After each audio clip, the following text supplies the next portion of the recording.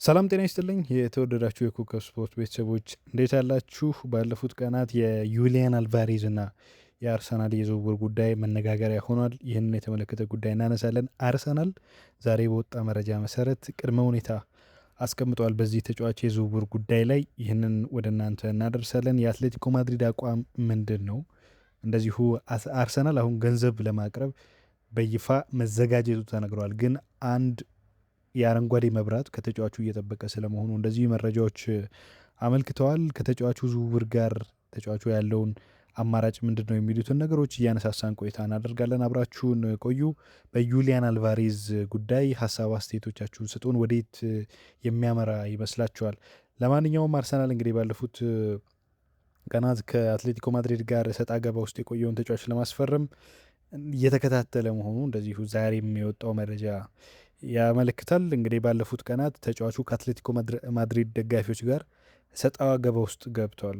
በተለይ ከቪያሪያል ጋር በነበረው ጨዋታ ላይ ቡድኑ 2-2 ነበር ያጠናቀቀው። እንግዲህ ደጋፊዎች ያኔ ከፍተኛ የሆነ የተቃውሞ ድምፅ ሲያሰሙበት ነበር። እንደውም ከጨዋታው በኋላ ጥቃት እንዳይደርስበት በክለቡ ሰራተኞች ጥበቃ በቀጥታ ወደ መልበሻ ቤት እንዲገባ ተደርጓል እና አሁን የክለቦቹ ወቅታዊ ሁኔታና በተለይ የዝውውር ፍልሚያው ምን ይመስላል የሚለውን እንመልከት። አትሌቲኮ ማድሪድ አሁንም ያንን ግትር አቋሙን ይዟል። ዋና ስራ አስፈጻሚው ሚጌል አንሄል በስነስርዓት ወደ መገናኛ ብዙሃን ወጥተው እንግዲህ አሰልጣኝ ዲያጎ ሲሞኔ ተጫዋቹን የመሸጥ ምንም ፍላጎት እንደሌለው በክለቡ እንዲቆይ እንደሚፈልጉ እንደዚሁ አንስተዋል እና አትሌቲኮ በተለይም ተጫዋቹን ለቀጥታ ለተፎካካሪያቸው ባርሴሎና መሸጥ አይፈልጉም እና ይህንን በተመለከተ የያዙት አቋም በጣም ጠብቅ ነው ተብሏል። በተጨማሪም እንግዲህ ባርሴሎና ተጫዋቹን ይሄ ህገወጥ በሆነ መንገድ እያነጋገረ ነው የሚል ክስም አላቸው እና ለፊፋና ለስፔን እግር ኳስ ፌዴሬሽን እንደዚሁ ክስ እናስገባለን የሚል ነገሮችን አንስተዋል። አትሌቲኮ ማድሪድ ይህንን ተጫዋች በተለይ ለባርሴሎና በመሸጥ ጉዳይ ላይ ጥብቅ የሆነ አቋም ይዘዋል። ተጫዋቹን አንሸጥም ብለው በክረምቱ እንግዲህ ተደጋጋሚ ጥያቄዎች እንደዚሁ ሲነሱ ነበር። ባርሴሎናም ተጫዋቹን በጣም በጥብቅ ስለሚፈልገው የተለያዩ ጉዳዮች ሲነሱ ነበር። እንግዲህ የባርሴሎና እና የተጫዋቹ ምርጫ ደግሞ ምንድን ነው የሚለው መሰረታዊ ይመስለኛል። ሮበርት ሌዋንዶስኪ ወደ ቺካጎ ፋየር ተቀላቅሏል። እንግዲህ አልቫሬዝ የባርሴሎና ዋና የዝውውር ኢላማ ሆኗል። ባርሴሎና 100 ሚሊዮን ዩሮ በላይ ጥያቄ አቅርቦ ነበር በፊት ላይ እና አትሌቲኮ እንደውም ለመደራደር ፈቃደኛ ባለመሆኑ ድርድሩን እንግዲህ ለጊዜው አቁሞ ሌሎች አማራጮችን ማየት ጀምሯል። ነገር ግን አልቫሬዝ አሁንም ኢንሲስት እያደረገ ያለው አልቫሬዝ አሁንም ወደ ካታሎን የመሄድ ፍላጎት አለው። ያልተደበቀውና ግልጽ የሆነው ነገር ይሄ ነው እና አትሌቲኮ በሁኔታዎች ከተገደደ ባርሳ አሁንም የዝውውር ጥያቄ ለማቅረብ ዝግጁ ነው ተብሏል። ወደ አርሰናል ጉዳይ እንሂድ። አርሰናል እንግዲህ የስፔን ክለቦች አለመግባባት ባለፉት ጊዜያት ተጫዋቾችን እያሳጣው ይገኛል። ቪኒሽስ ጁኒየር ለማስፈረም ጥረት አድርጎ እንደነበር እናስታውሳለን እና ይህንንም ተጫዋች ለማስፈረም ይፈልጋል።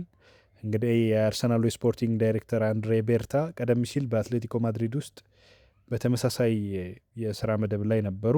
በኋላ ከአትሌቲኮ አመራሮችና ከተጫዋቹ ወኪሎች ጋር ጠንካራ የሆነ ግንኙነት አላቸው እና አርሰናል የተጫዋቹን የዝውውር ክብረ ወሰን ለመስበር ከ100 ሚሊዮን ፓውንድ በላይ እስከ ማውጣት ተዘጋጅቷል ተብሎ ለአዲሱ ነገር ይሄ ነው እና ከዛ ባሻገር እንግዲህ ይህንን ተጫዋች ለማስፈረም እያያቸው ያሉት አማራጮች ምንድን ናቸው? አንደኛው ቪክተር ዮኬሬሽን እና የተወሰነ ገንዘብ ጨምረው ይህንን ተጫዋች የማስፈረም ፍላጎት ወይንም ደግሞ አማራጭ የያዘ ውል እንዲቀርብላቸው ይፈልጋሉ የሚል ነገር ተነስቷል እና ምናልባት በቀጣይ ጊዜያት አንዱ ሊነሳ የሚችለው ይሄ ነው። የአርሰናል አቋምና የዝውውር ስትራቴጂው ምንድን ነው? እንግዲህ አርሰናል ለአልቫሬዝ ዝውውር አትሌቲኮ ማድሪድ የሚፈልገውን ከፍተኛ የዝውውር ዋጋ ለመክፈልና ለማቅረብ ዝግጁ ነው። ይሁን እንጂ አንድ እየፈለጉ ያሉት ነገር ምንድን ነው? በተለይ ከዩሊያን አልቫሬዝ መሄድ የሚፈልገው በግልጽ ቅድምም እንዳልኩት ወደ ባርሴሎና ነው እና ይፋዊ የዝውውር ጥያቄ ለማቅረብ አንድ ቅድመ ሁኔታ አስቀምጠዋል አርሰናሎች። እሱም አልቫሬዝ ወደ ኤሚሬትስ ለመዛወር አረንጓዴ መብራት ወይንም ደግሞ ፈቃደኝነቱን ማረጋገጥ ከቻለ አርሰናል ወዲያውኑ የዝውውር ጥያቄ ለአትሌቲኮ ማድሪድ ያቀርባል። ምክንያቱም አትሌቲኮ ማድሪድ ተጫዋቹን ለባርሴሎና መሸጥ አይፈልግም፣ ለአርሰናል ነው መሸጥ የሚፈልገው። ስለዚህ ዋናው ነገር ግን የተጫዋቹ ፍላጎት ነው እና ለዛም ነው እስካሁን ፈራ ተባ እያለ ያለው አርሰናል ተብሏል። እና ያለ ተጫዋቹ ፈቃድ ጊዜ ማባከን አይፈልጉም፣ በተለይ በዚህ ተጫዋች የዝውውር ጉዳይ ላይ እና የአልቫሬዝ ውሳኔ እንግዲህ አልቫሬዝ ላለፉት ወራት እንደያዘው አቋም አሁንም መዘዋወር የሚፈልገው ወደ ባርሴሎና እንደሆነ ታውቋል። አሁን አልቫሬዝ 3 መሰረታዊ አማራጮች አሉት። የመጀመሪያው ወደ አርሰናል መዘዋወር ነው። ወደ ባርሴሎና መሄድ እንደማይችል ተረድቶ ለአርሰናል እሺታውን መስጠት፣ ይሄ የመጀመሪያው አማራጩ ነው።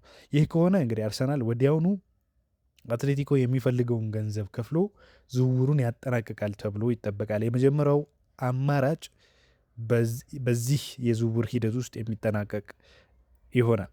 ሌላኛው ደግሞ በአትሌቲኮ ማድሪድ መቆየት ነው እና በቪያሪያሉ ጨዋታ እንደነበረው አይነት ሁኔታ ከተፈጠረ በኋላ ግን ይሄ የሚሆንም አይመስልም። ምክንያቱም ከደጋፊዎች ጋር መቃቃር ውስጥ ገብቷል ይሄ ተጫዋች። ስለዚህ የሚቆይም ከሆነ ከደጋፊዎች ጋር ባለው ስሜት በተለይ ከክለቡ ፍቅር ጋር በተያያዘ ሊዘልቅ ይችላል የሚል እምነት የለኝም በግሌ እና በዋንዳ ሜትሮፖሊታኖ እንግዲህ ውሉን ለማክበር 4 ዓመት ውል እንዳለው ይታወቃል እና ግን በዛ የሚቆይ ከሆነ ደግሞ ለተጫዋቹ እጅግ ፈታኝ ይሆናል። ደጋፊዎችም ጫና የሚያደርጉበት ይሆናል።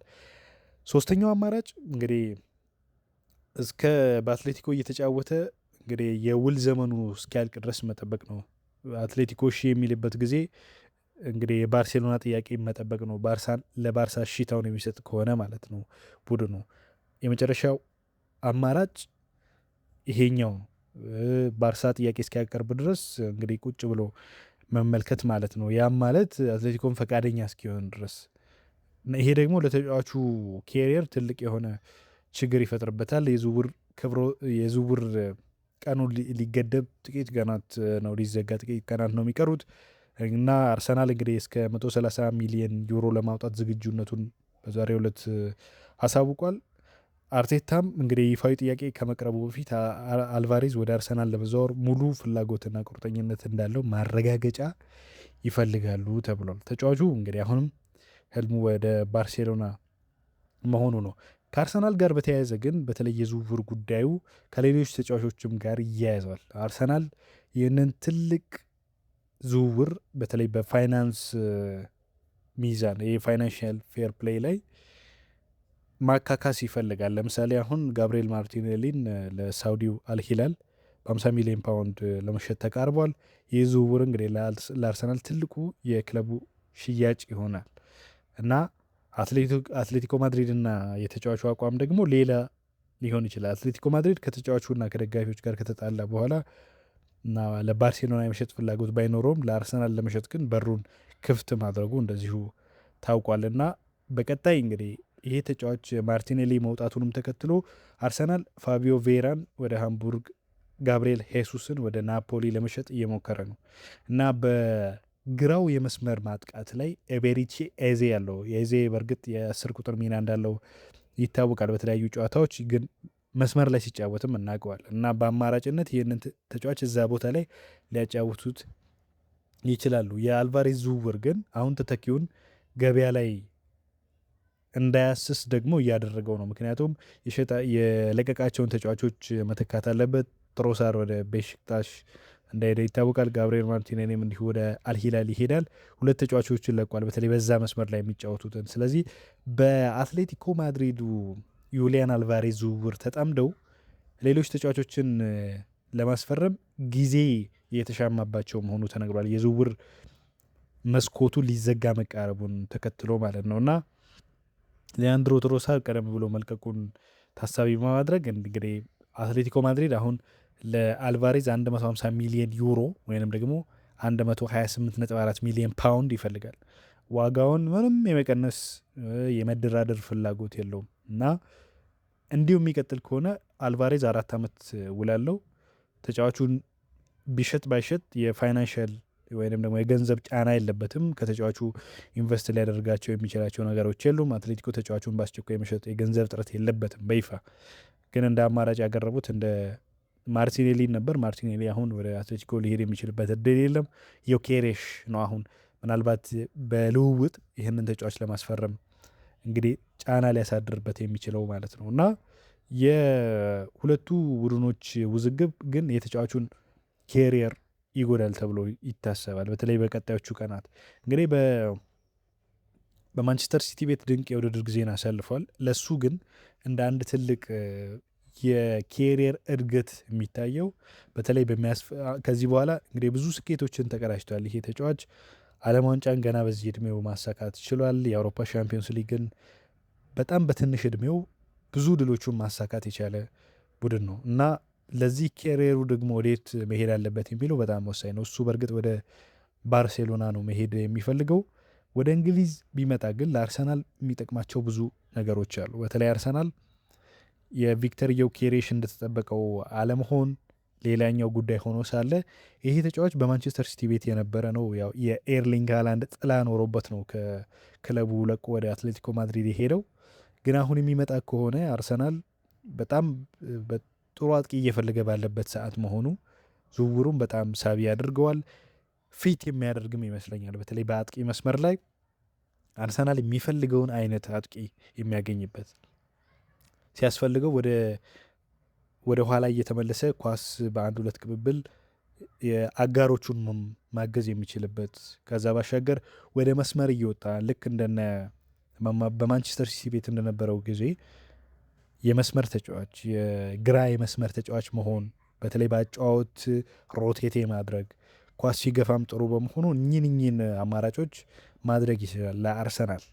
ይሁን እንጂ የዝውውሩ ሁኔታ አሁን ወደ ባርሴሎና የሚያመራበት እድል የለም አትሌቲኮ ማድሪድ እስካልተለሳለሰ ድረስ። ስለዚህ አማራጩ ተጫዋቹ በዛም ቢቆይ ትልቅ ጫና ይደርስበታል። ወደ ባርሴሎና ሊሄድ የሚችልበት እድል ደግሞ በጣም ጠባብ ነው። በተለይ አትሌቲኮ ማድሪድ በሩን መዝጋቱን ተከትሎ ለዚህ ተጫዋች ዝውውር ከባርሴሎና የሚመጣ ምንም አይነት ነገርን አልቀበልም ማለቱን ተከትሎ ማለት ነው እና አጣብቂኝ ውስጥ ገብቷል። ተጫዋቹ እንግዲህ ያለው የተሻለ አማራጭ ነው ተብሎ የሚታሰበው ወደ አርሰናል መምጣት ነው። ከዚህ ቀደም የሚያውቀው ሊግ ነው። በሊጉን በመላመድ ረገድ ችግር ይገጥመዋል ብዬ አላስብም። በትልቅ ደረጃ ደግሞ ለመፎካከር ለሱም ሌላ አይነት የኬሪየሩ እድገት የሚያረጋግጥበት ነው ብዬ አስባለሁ። ከዛ ባሻገር እንግዲህ ባለፉት ጊዜያት ጋሪ ኔቭልም ስካይ ስፖርት ላይ ባለፈው ሲያወራው ነበር። አርሰናል አሁን ቪክተር ዮኬሬሽን ይዘዋል። ጥሩ ብቃት ላይ የሚገኙ ተጫዋቾች አሉት። ቡካዮ ሳካ ወደ ሪትም እየመጣ ነው። ማርቲን ኦዴጋርድ ባለፈው ግብ ማስቆጠሩን እናስታውሳለን። በተመሳሳይ ጥሩ አቋም ላይ ይገኛል። አዲስ ተፈራሚው ዞሊስ በጣም ድንቅ ነበር ባለፉት የኮሚኒቲ ሺልድ ጨዋታዎች ላይ እና የፕሪሚየር ሊጉ መክፈቻ ላይ እና ይሄ ተጫዋች እነዚህ ተጫዋቾች ጥሩ በሆኑበት ሁኔታ አርሰናል ይህንን ተጫዋች የሚያገኝ ከሆነ ለሱ እንደ አንድ ትልቅ ሰክሰስ ይሆናል ተብሎ ይታሰባል። ተጫዋቹ ግን ወደ ኤሜሬትስ መጥቶ በተለይ አርሰናል የሚጎለውን ነገር ለመስጠት ትልቅ አቅም አለው። አንደኛው እንግዲህ ሊጉን ባለፈው የውድድር ዓመት ማንሳታቸውን እናስታውሳለን። አርሰናል ለዚህ አዲስ አይሆኑም። ምናልባት በቅርብ ጊዜያት ውስጥ የሊጉን ዋንጫዎች ሊቆጣጠሩ የሚችሉበት እድል አለ አሁን ባላቸው ስብስብ አርሰናሎች። ከዛ ባሻገር ግን ወሳኝ ይሆናል ለአርሰናል የዝውውር ጉዳይ ብዬ የማስበው የተጫዋቹ ፕሮፋይል በተለይ በትልቅ ደረጃ ለመጫወት በአውሮፓ ሻምፒዮንስ ሊግ ለመጫወት አርሰናል በዛ ስኬታማ ለመሆን የሚያደርገውን እንቅስቃሴ ለመደገፍ ይሄ ተጫዋች በጣም ቁልፍ ነው። ጋሪ ኔቭልም ይህንን ጉዳይ ባለፈው ሲል ነበር።